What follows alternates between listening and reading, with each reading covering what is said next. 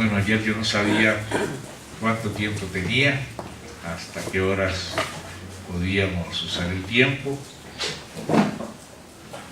y por lo tanto dejé algunas cositas en el tintero que pertenecen a la parte introductoria, antes de la exegética. Entonces hoy vamos a dar continuidad a aquello que se nos quedó en el tintero. Es posible que a primera vista y al inicio algunas de estas cosas nos puedan parecer irrelevantes o innecesarias, pero las estamos diciendo porque sabemos que en determinado momento estas cosas que para algunos pueden ser inútiles van a tornarse muy útiles como herramientas, y especialmente, como les decía ayer, en el área de ciertas batallas que a veces no sabemos que existen, pero que de pronto nos sorprenden. Entonces el Señor como que se adelanta y nos quiere armar para que podamos enfrentar las artimañas de la apostasía y permanecer firmes en la fe del Señor, en la fe en su palabra. Amén. Amén. Hoy voy a comenzar llamándoles la atención inicialmente a las primeras ediciones de la primera parte de la palabra del Señor, y cómo después se fue formando y acrecentando el canon de las Sagradas Escrituras. Ayer recordábamos que el Señor Jesús, al igual que los judíos de su tiempo, con los apóstoles y los profetas, consideraban el Antiguo Testamento como dividido en tres partes: la Torá, los Nevi'im y los Ketubim, o sea, la ley de Moisés, los profetas y los escritos o salmos, entre los cuales los escritos, los salmos son los primeros, pero que están apelando a toda la colección. Y habíamos dicho que lo que hoy son llamados libros proféticos forman parte de la segunda parte de la Tanakh, o sea, después de la Torá, los profetas, los Nevi'im. Y hoy vamos a profundizar un poquito por qué fueron llamados por la palabra y por el Señor de profetas y no solamente de libros históricos. Y esto tiene su importancia y su significado, y especialmente lo que vamos a estar viendo, la transmisión de la Biblia, sus ediciones y actualizaciones. Es necesario conocerlas en la propia palabra de Dios para poder enfrentar lo que se ha dado en llamar la hipótesis documentaria. Puede ser que algunos hermanos hayan escuchado de esto y puede ser que otros ni siquiera sepan a qué se refiere. Pero les anticipo a los que por primera vez están oyendo de esta cosa un poco rara. Se refiere a uno de los ataques más sutiles contra la Biblia que ha venido de parte de ciertos críticos, algunos bastante académicos, desgraciadamente muchos de ellos no nacidos de nuevo y confundidos en sus disquisiciones meramente intelectuales y sin una fe en el Señor y en la palabra de Dios, se han confundido, pero como son intelectuales, como enseñan en seminarios y en instituciones de alta categoría, han sido poco a poco aceptadas sus críticas que no tienen base en la palabra de Dios. Por causa de eso, hoy vamos a subrayar algunas cositas que les van a ser útiles en su momento.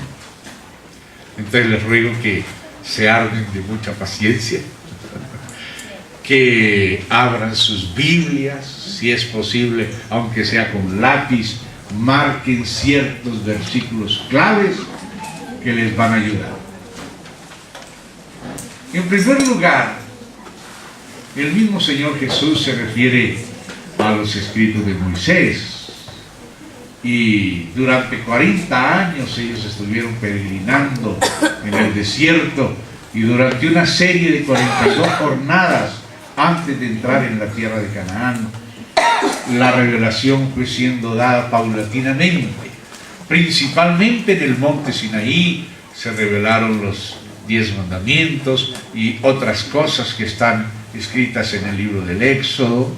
Luego Dios mandó que se hiciera el tabernáculo en el desierto, y también desde el tabernáculo Dios fue revelando también a Moisés, de vez en cuando a Aarón, algunas de las leyes, y todo esto fue siendo coleccionado, fue siendo escrito.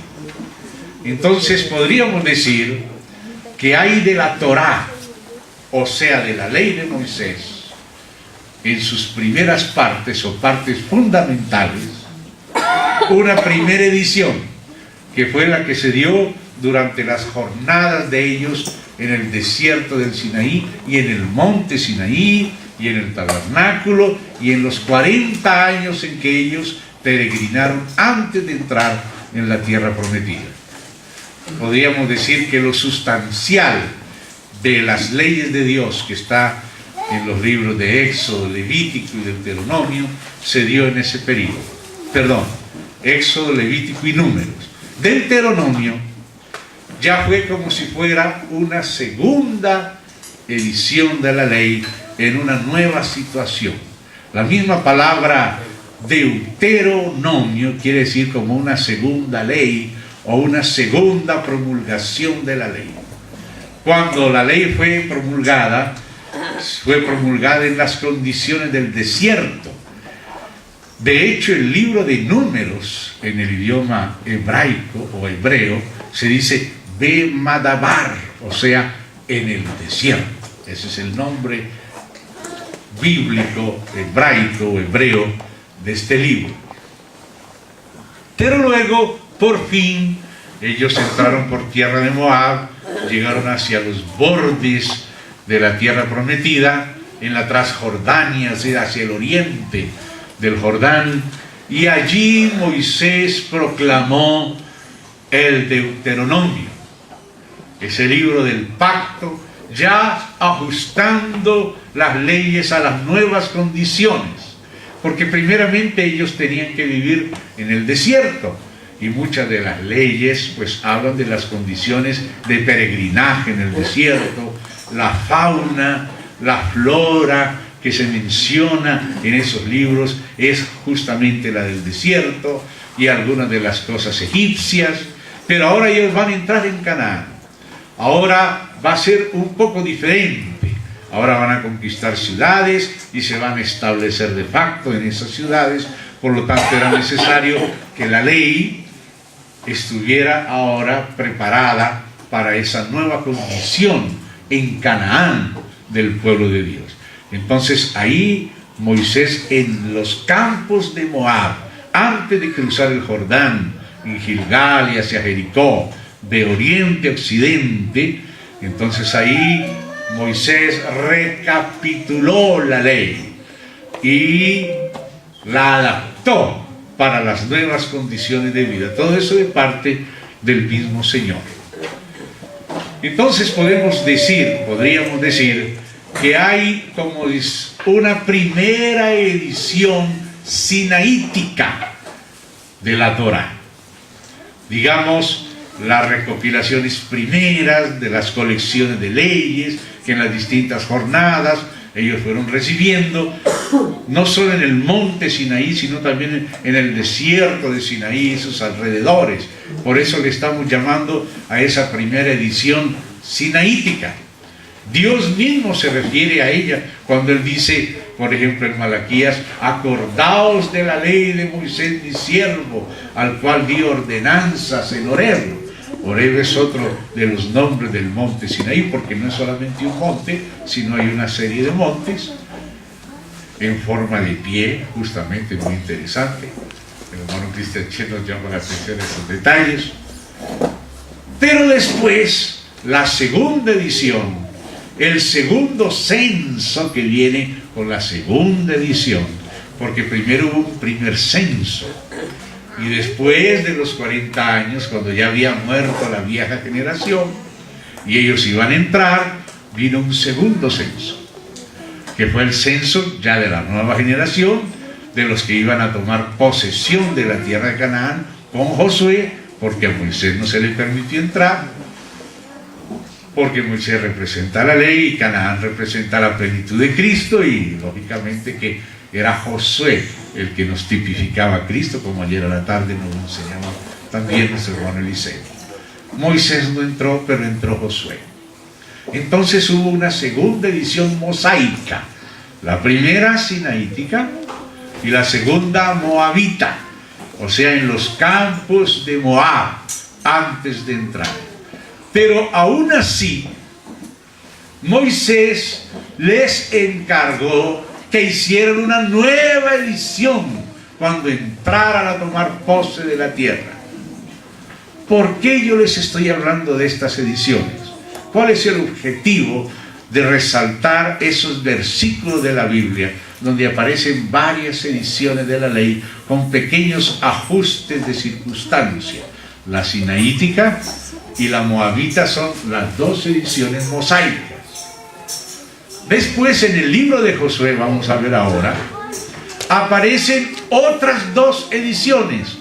Una para obedecer la ley de Moisés, escribir en piedras aquellas leyes en el monte Ebal, porque ellos entraron y había el monte Ebal y el monte Gerizim. En uno fueron puestas las bendiciones, en otro las maldiciones, y en piedras se escribió una copia de la ley por Josué. Y no solamente en piedras, sino también se hizo copias de los libros, porque los libros de Moisés fueron entregados a Josué, a los ancianos y a los sacerdotes. Y al final de la vida de Josué, vamos a leer esos versículos ahora, en Siquem hubo una segunda edición josuaica.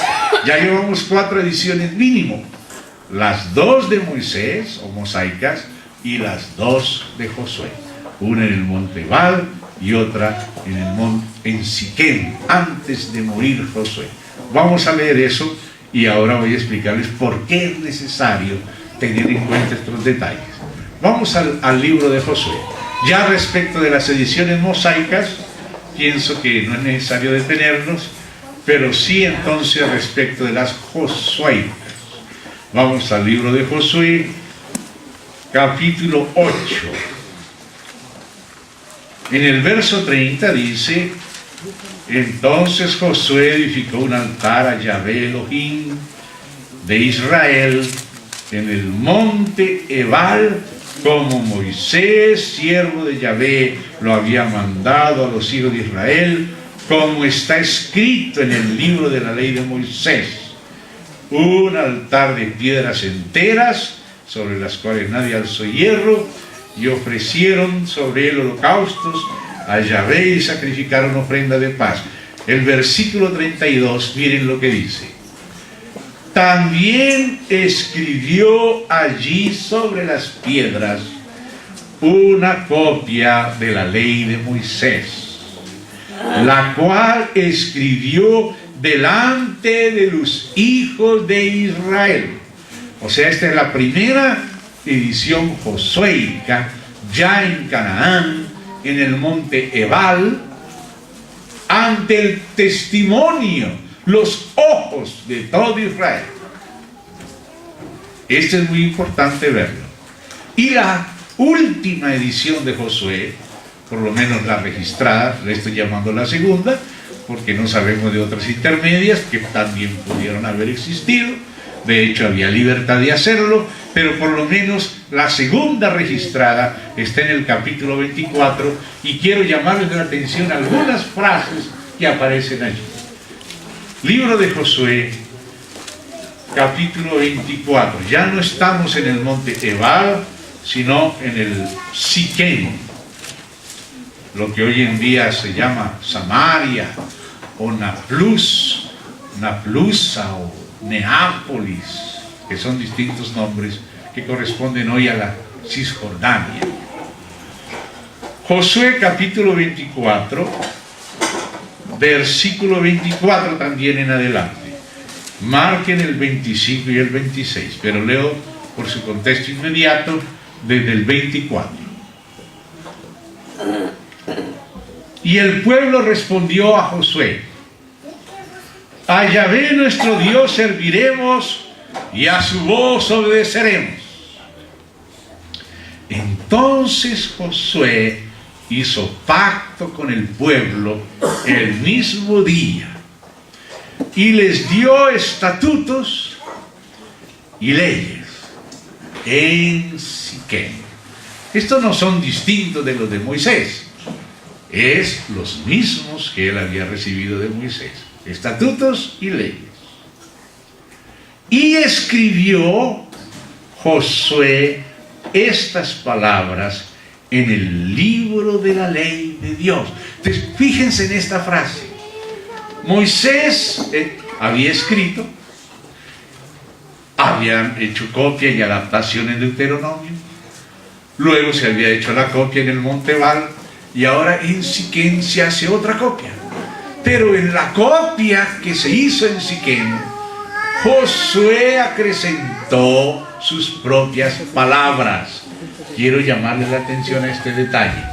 Josué escribiendo también palabras de Josué en los libros de la ley.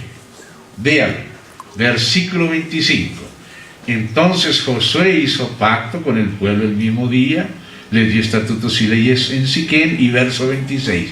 Y escribió Josué estas palabras, o sea, las que acababa de hablar aquí con el pacto que tuvo en Siquem con Israel.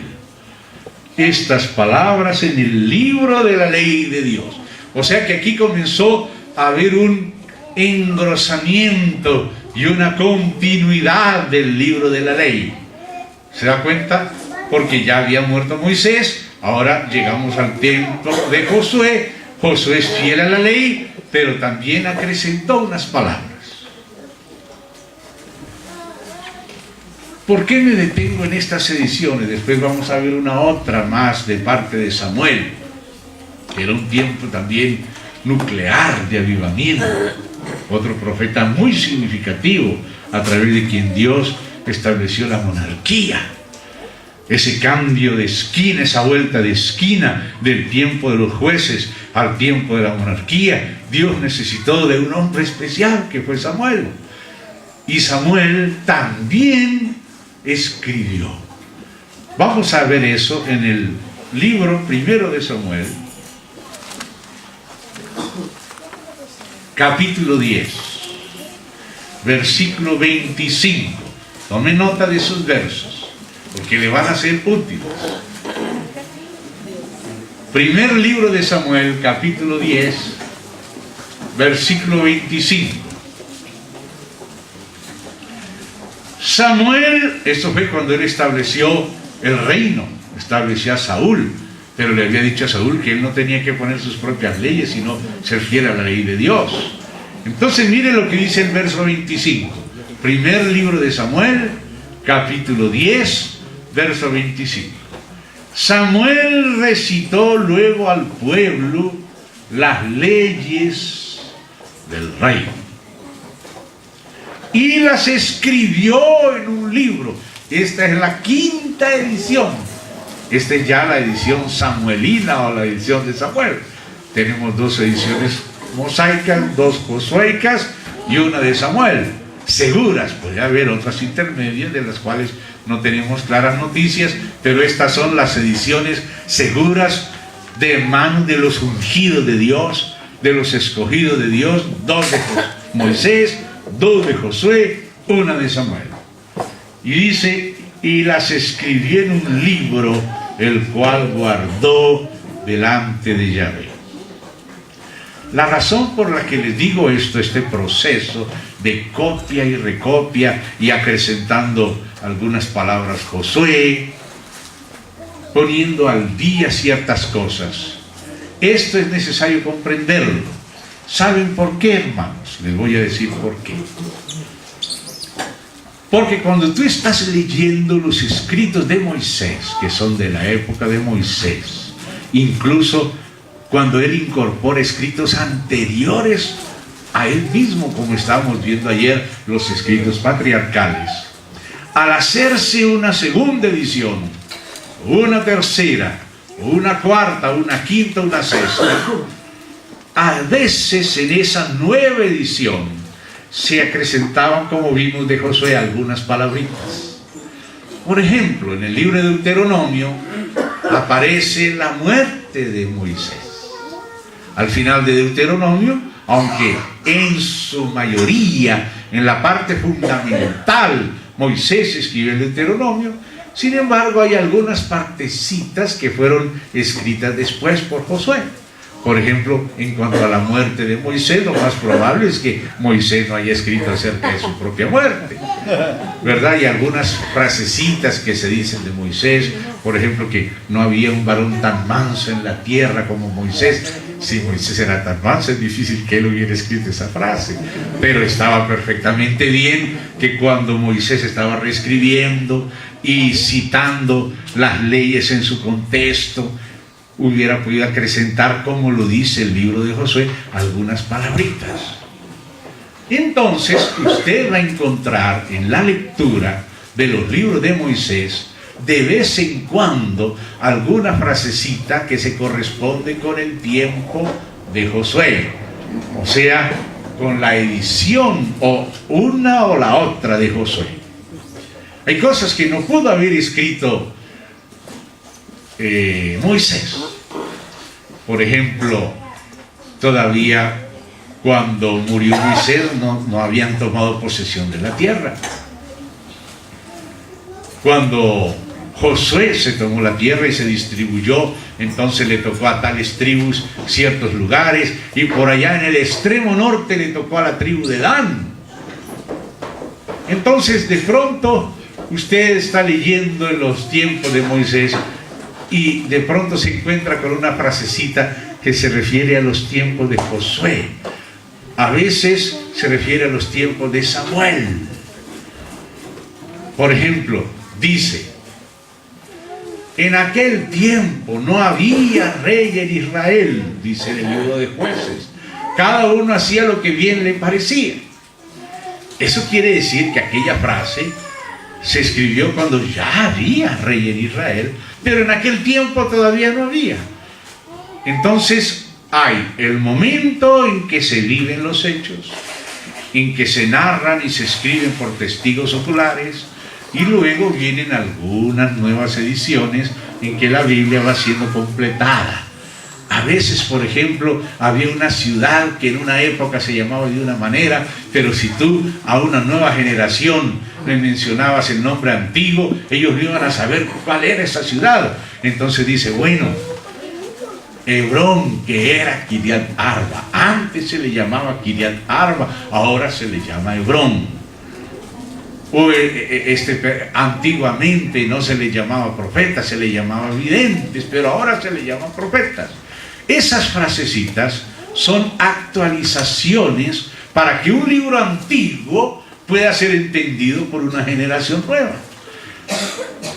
Pero entonces, ¿dónde estuvo la trampa de Satanás y por qué yo me detuve a contarles de estas ediciones? Porque después vinieron aquellos críticos y se encontraron con una de las palabritas de actualización de una de las ediciones posteriores, y sin darse cuenta del proceso de edición, lo que ellos quisieron decir es que todo el libro se escribió en la última edición. O sea que Moisés no escribió nada, que eso fue Esdras o algún sacerdote desconocido por allá en el tiempo del cautiverio el que se inventó la Biblia. Y eso es lo que están diciendo los críticos modernistas liberales. ¿Y dónde está la base de ellos? En ciertas frasecitas de actualización, porque ellos no comprendieron el proceso que la propia Biblia muestra de actualización. Que Moisés le acrecentó un poquito, que Samuel volvió a escribir, que hay cosas que son frasecitas, a veces son paréntesis. Antiguamente a esto se le llamaba así, pero ahora se le llama así. porque era necesario actualizar un texto arcaico para que una nueva generación lo entendiera, como hizo el propio Esdras. Esdras reunió al pueblo y comenzó a leer en el hebreo arcaico y nadie le entendía, porque en la época de Esdras hablaban ya era arameo. Entonces Esdras tuvo que armarse de un ejército de targumistas. El targum quiere decir interpretación, pasar del hebreo arcaico al arameo, que era el actual de ellos. Entonces Esdras, desde la mañana hasta la noche, se reunían a leer la ley, y Esdras en un púlpito grande les leía la ley, pero leía un poquito, pero leía en hebreo arcaico. Entonces aquí dice los nombres de unos cuantos y otros cuantos de los que le ayudaban a Esdras, que iban dándole el sentido a las palabras. Lo que se oía en hebreo se traducía al arameo y se le daba el sentido, y el pueblo oía, y el pueblo entendía, y el pueblo lloraba, y el pueblo se arrepentía, y aunque estaba lloviendo, se quedaron toda la mañana hasta mediodía leyendo la palabra. Pero había que hacer la actualización, hacer el targum, pasar del hebreo al arameo. ¿Sí? Entonces, ese proceso es necesario comprenderlo, para que esos argumentos de los críticos, quizá a usted todavía no le han llegado, pero a muchos los han llegado y los han confundido, y por eso es mejor comerse la cebollita, la zanahoria y esas cositas a tiempo, que son como tan desagradables, pero después que se las coma ya está vacunado. Amén. Entonces, por eso tenga su paciencia. Amén. Yo sé por qué les estoy diciendo estas cosas. Entonces, ahora entiende, ¿ve? No es que porque hubo una frase de actualización en el tiempo de Josué, todo el libro se escribió en el tiempo de Josué. O porque hubo una actualización en el tiempo de Samuel, o en el de David, o en el de Esdras, eso no quiere decir que todo el libro se escribió en el tiempo de Esdras. No, el libro proviene de la antigüedad, con documentos antiguos reelaborados otra vez por Moisés. Incluso, vamos a ver un ejemplo de actualización que hizo Moisés en el libro de las relaciones de Adán. Cosas que no hubiera podido escribir Adán, pero para explicar en el tiempo de Moisés los lugares que eran en el tiempo de Adán, le tocó a Moisés hacer una actualización. Entonces, vamos a ver un ejemplo y ustedes me van a entender. Moisés con toda claridad dice que ese es el libro de las relaciones de Adán. Amén. Pero al mismo tiempo es Moisés el que los está reescribiendo, los está usando. Amén. Entonces dice en el capítulo 2, porque recuerden que el libro de las relaciones de Adán empieza en el capítulo 2, versículo 4, parte B, y llega hasta el capítulo 5, versículo 1, parte A. Esa es el Toledot, el Sefer Toledot Adán, las relaciones, libro de las relaciones de Adán. Ahora, en el libro aparecían los nombres de los ríos. Y entonces en el capítulo 2, desde el versículo 10, dice, y salía de Edén un río. Ahora ya está hablando del pasado. Acuérdense que Moisés escribió fue en el tiempo del diluvio, después del diluvio, cuando ya la geografía del planeta había mudado un poco. Entonces tenía que hacer algunas adaptaciones para que la gente postdiluviana entendiera la geografía prediluviana o antediluviana. Entonces dice, y salía de Edén un río para regar el huerto, y de allí se repartía en 4 brazos. El nombre del uno era Pisón, pero ahora tiene que venir la actualización. ¿Qué es Pisón? Entonces ahora le toca a Moisés tomar ese documento adámico y actualizarlo a la generación de él. Este Pisón es el que rodea toda la tierra de Ávila donde hay oro. Esa frase, el que rodea la tierra de Ávila donde hay oro, no puede ser de Adán, porque Ávila fue uno de los descendientes de los 3 hijos de Noé después del diluvio. Pero el nombre Pisón sí era el antiguo. Pero para que los nuevos las generaciones postdiluvianas entendiera a qué se refería el libro de las relaciones de Adán, entonces Moisés tenía que hacer esas explicaciones. ¿Comprende? Este pisón es el que rodea toda la tierra de Ávila. Ahora sí sabemos que es la tierra de Ávila. Si usted va y dice, ¿cómo se llama esta ciudad? No, esta ciudad se llama O'Higgins. Ah, O'Higgins. Entonces usted sabe que es de la época de la independencia para acá. Porque de la época de la independencia para atrás no podía llamarse O'Higgins. Porque O'Higgins fue un libertador. Entonces tenía que tener otro nombre, posiblemente en Mapudungún. ¿Ve? Y solamente que no es que empezó a existir esa población, no, ya existía. Tenía otro nombre, pero después se actualizó. Si usted comprende este proceso, usted se va a librar de muchos problemas. Amén. Y no se va a dejar enredar por Satanás. Amén. Entonces ahora vamos a ver algo más que escribió Samuel. ¿Entendieron lo que estamos queriendo decir? Sí. Las actualizaciones necesarias, hay que esta palabra ponerla al día de hoy. El documento viene de la antigüedad. El documento no viene de la última actualización. No, el documento viene de la primera escritura, pero esa escritura se fue recopiando, y cuando era necesario actualizarla, el Espíritu Santo la hacía actualizar a través de profetas de Dios, como Samuel, como otros que vamos a ver aquí. Entonces, habíamos llegado hasta la edición de Samuel, que está en Primera de Samuel 10:25. Ahora, Samuel no solamente reescribió las leyes del reino, porque Dios había dicho que desde Deuteronomio que el rey que iba a reinar en la tierra de Canaán, hablando en futuro, porque Moisés todavía no había entrado, pero siempre hablaba en futuro. Va a haber un rey, ese rey no tiene que dedicarse ni a los caballos, ni a la promiscuidad, ni a buscar dinero, sino que todos los días tiene que leer en la ley de Moisés. Y por eso las leyes del reino se referían, era a la Torá. La ley de Moisés eran las leyes del reino. Y sobre eso fue que enseñó Samuel a Saúl. Sobre eso era que leía David, y por eso David leía que su ley era una delicia para él. Amén. Y varios de los salmos se refieren a la ley y a los sucesos antiguos. Pero resulta que, así como Josué acrecentó sus palabras a los libros de la ley, como leímos en el capítulo 24, así también Samuel continuó la historia. Samuel continuó escribiendo el resto de la historia de Israel, lo vamos a ver.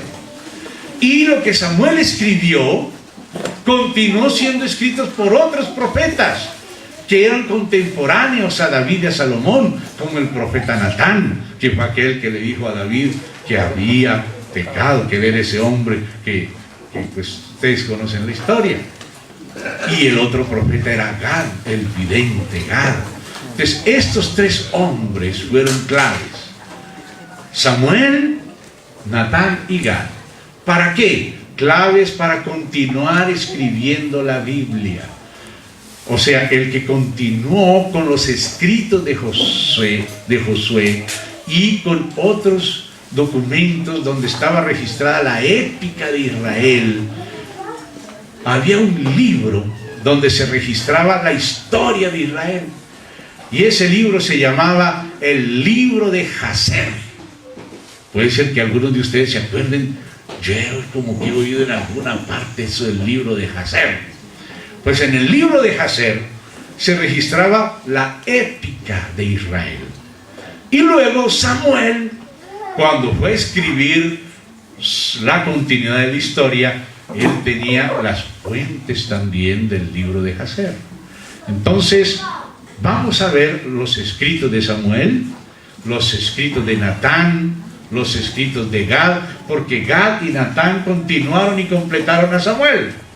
Y Samuel fue el principal escritor que con los escritos de Josué escribió el libro de Josué, escribió el libro de los jueces, escribió el libro de Ruth y colocó parte fundamental de los primeros libros de Samuel mismo, que fueron continuados por el profeta Natán y por el profeta Gad. O sea, estos son los escritores sagrados que escribieron la Biblia. Por eso esos libros, desde Josué hasta Reyes, no son llamados históricos, sino los profetas primeros, porque fueron escritos por profetas. El libro de Josué, de Jueces, de Ruth, de Primera y Segunda de Samuel y de Reyes fueron escritos por profetas. ¿Cuáles profetas? Samuel, Natán, Gad. Y luego lo que cuenta el libro de los Reyes fue escrito por muchos profetas que luego resumió Jeremías con Baruch. O sea, la vida de tal rey Roboam la escribió un profeta llamado Ahías Silonita.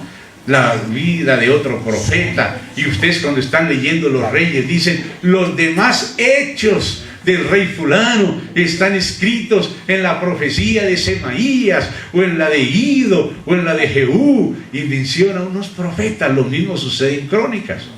Cuando usted lee el libro de Crónicas, el cronista, que es Nehemías, con la ayuda de Esdras, él cita sus fuentes históricas.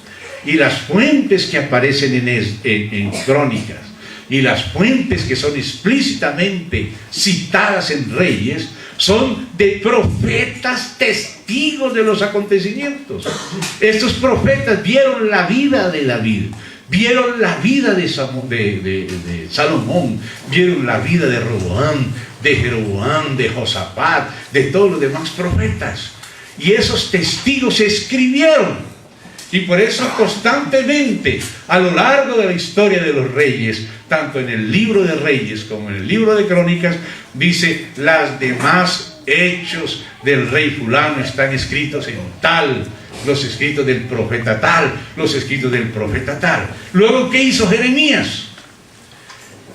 Jeremías reunió esos escritos y extractó lo fundamental con la ayuda de Baruch. Entonces, el libro de los Reyes fue escrito por Jeremías, que era un profeta de Dios, con la ayuda de Baruch, seleccionando los hechos de los escritos de otros profetas mencionados en las fuentes. Esas fuentes son mencionadas, no son calladas.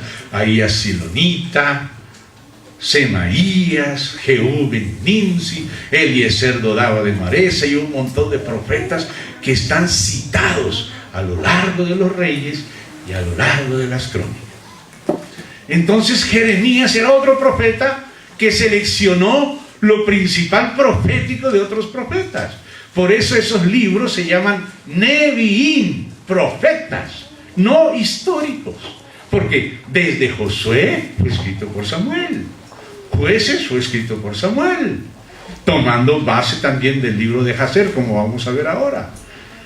Ruth también fue escrito por Samuel y completado por Natán y completado por Gad, así como Josué completaba a Moisés, Samuel completaba después a estos y los otros completaban a los otros, y así se fue escribiendo la Biblia por profetas inspirados, profetas que vivieron los hechos con sus ojos y los interpretaron según el Espíritu Santo. Y luego otro profeta, leyendo a su profeta, seleccionó lo principal y armó el libro de los Reyes. Entonces, desde Josué hasta Reyes, que son libros llamados históricos, realmente son los profetas primeros, libros escritos todos por profetas, todos bajo la inspiración del Espíritu Santo, profetas viviendo la historia, profetas interviniendo de parte de Dios en la historia, profetas registrando y profetas seleccionando lo principal. Entonces, el libro de los Reyes continúa los libros de Samuel, y los libros de Samuel continúan los libros de los Jueces, que tienen a Ruth incluido como uno de sus capítulos, y estos continúan el libro de Josué. Vamos al libro primero de Crónicas. Vamos a leer el capítulo 29, versículo 29. Primer libro de Crónicas, capítulo 29, versículo 29 y 30. Marquen estos dos versos, porque estos dos versos son los que hablan de la autoría. Por ahí estaba leyendo en internet un ataque de los musulmanes a los cristianos, queriendo exaltar el Corán, atacando la Biblia, que nadie sabía quién había escrito esos libros. ¿Cómo que nadie sabía? Él no sabía, y los que él leyó tampoco sabían, pero la Biblia sí decía. Y vamos a leer en la Biblia. Amén. Vamos a leer en la Biblia. Entonces, libro primero de Crónicas, versículos 29 y 30. Pongan atención a lo que vamos a leer. Y los hechos del rey David, primeros y postreros, están escritos en el libro de las crónicas de Samuel vidente, en las crónicas del profeta Natán y en las crónicas de Gad vidente, con todo lo relativo a su reinado y su poder y los tiempos que pasaron sobre él y sobre Israel y sobre todos los reinos de aquellas tierras. Entonces, ¿se dan cuenta cuál fue el trabajo de Samuel? Samuel es como si hubiera sido un segundo Moisés. Moisés hizo un gran trabajo de recopilación y de escritura, y él lo dejó a Josué y a los ancianos y a los sacerdotes, y luego vino ese tiempo y Josué hizo su parte, sus ediciones, pero en el tiempo de los jueces, ya cuando murieron los que conocían a Moisés y a Josué, comenzaron a apartarse. Entonces comenzó Dios a tener que permitir que las tribus vecinas vinieran y castigaran a Israel hasta que se convirtieran, y Dios le levantaba uno que otro juez. Pero aún cuando tú lees el libro de los jueces, la memoria del tiempo de Moisés y de Josué siempre es constantemente recordada en el libro de los jueces y en el mismo libro de Samuel. Entonces después, cuando hubo que dar una vuelta a la esquina y preparar otra vez una restauración e introducir el reino mesiánico, porque era figura del Mesías que venía, aparece otro gran profeta de Dios, que es llamado Samuel.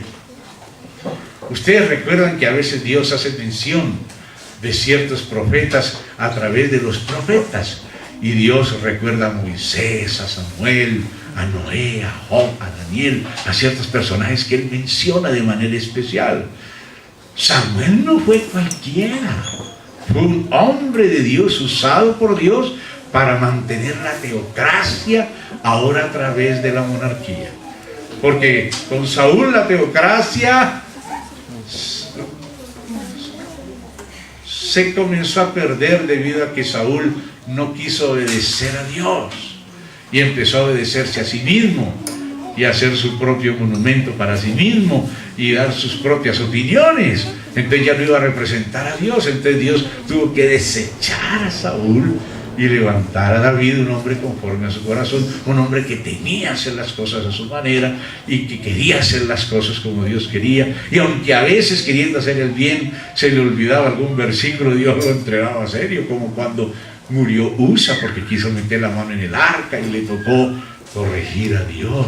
Y entonces David dijo: entonces, ¿cómo es que hay que traer el arca? Y descubrieron que no era en carros de bueyes, sino sobre los hombros de los levitas. Ustedes conocen la historia. La historia de David, esa que aparece en el libro de Samuel y que es continuada en el libro de Reyes, fue escrita por el propio Samuel. ¿Se da cuenta? Dice: los hechos primeros y postreros de David están escritos en el libro de las crónicas de Samuel. Las crónicas de Samuel no es el libro de crónicas que aparece en la Biblia. Esas son escritas por Nehemías con la ayuda de Esdras. Pero los escritos que contienen lo de David y los anteriores, porque fíjense, vuelvan a leer conmigo el versículo 29, el 30, dice, el 29 dice: están escritos en el libro de las crónicas de Samuel vidente. O sea, esa era la manera como en el Antiguo Testamento se llamaban estos libros: de jueces, de Josué, de jueces, de Ruth se llamaban las Crónicas de Samuel Vidente. Ese era el título antiguo. ¿Se da cuenta? Porque fueron ellos los que escribieron con el material que había de Josué, con la fuente que había del libro de Jacer, que vamos a ver ahora. Entonces Samuel escribió toda esa historia hasta David, y la continuó Natán y la continuó Gad, todos profetas. Pero miren, no solo de David escribió.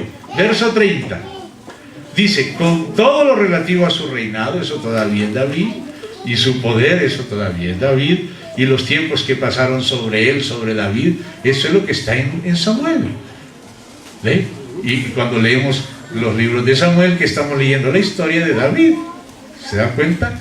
Por eso dice las Crónicas de Samuel Vidente. Solo que esas crónicas las continuó Natán, que fue amigo de David, y las continuó Gad, que vivió incluso con Salomón. Ellos continuaron. Por eso en el libro de Crónicas se ve que se murió Samuel, pero así como en el libro de Deuteronomio se murió Moisés, pero continuó Josué. En el libro de Samuel se muere Samuel, pero es porque lo continúa Natán y lo continúa Gad. ¿Se dan cuenta cómo se fue escribiendo la Biblia? Por profetas. Torá, Neviín, Ketubín. Entonces miren ahora la última frase del verso 30. Los tiempos que pasaron sobre él, sobre David y sobre Israel. No solo sobre David, sino los tiempos que pasaron sobre Israel. O sea, desde que Samuel hizo su edición de la Torá, continuó los tiempos de Josué, los tiempos de los jueces, llegó al tiempo de Samuel. Entonces dice que Samuel escribió sobre los tiempos que pasaron sobre Israel y sobre los reinos de aquellas tierras, aquellos que peleaban, que los filisteos tenían, que los otros, como leemos en el libro de Jueces y todo. O sea que este versículo nos está indicando quién escribió los libros de Josué, de Jueces, de Ruth, de Samuel. Lo escribió Samuel mismo, con escritos de Josué, con fuentes del libro de Jacer que vamos a ver ahora, y lo que él escribió lo continuó Natán y lo continuó Gad. Y luego usted sigue viendo quiénes más vivieron. Cuando continúan los libros de Samuel con los libros de Reyes, ahí cuando usted vuelva a leer Reyes, se va a encontrar que menciona muchos otros libros y profetas, pero el que escribió Reyes fue Jeremías. De hecho, hay partes igualitas del libro de Jeremías del libro de Reyes. Hay capítulos exactamente iguales. Se corresponde tal capítulo del libro de Reyes con tal capítulo del libro de Jeremías, igualito palabra por palabra, porque es el mismo autor. Con la ayuda de Baruch escribió Jeremías. Jeremías era un profeta inspirado que recolectó lo que los otros profetas habían contado en la historia y seleccionó lo que el Espíritu le indicó que seleccionara. Y los demás hechos, pues los dejó registrados, están escritos en el libro del profeta Silonita, y los demás hechos del rey tal están en el libro de tal otro profeta. Pero lo esencial, lo que corresponde a la causa de Dios, lo que corresponde al avance de la economía divina, eso está registrado y requete registrado por un profeta también, por Jeremías. Entonces toda la Biblia, esa sección se llama los profetas, porque fue escrita por profetas testigos, profetas inspirados, profetas seleccionadores. Amén. Gloria al Señor. Entonces ahora podríamos